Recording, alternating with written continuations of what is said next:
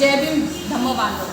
माझे नाव विजया कांबळे, अध्यक्ष नव्या धम्मचक्र बुद्ध विहार, सदस्य बौद्ध संघर्ष समिती. आज अखंड भारतावर आलेलं संकट म्हणजे जातीवाद्यांचे राष्ट्र म्हणजेच हिंदू राष्ट्र. या संकटापासून वाचवण्याचा एकमेव मार्ग म्हणजे बौद्ध राष्ट्र. कारण आधुनिक बुद्ध डॉक्टर बाबासाहेब आंबेडकर सांगतात, हा देश सुख, समाधानी आणि भरभराटीस आला होता कारण 1500 वर्ष भारतामध्ये बौद्ध राष्ट्र होते.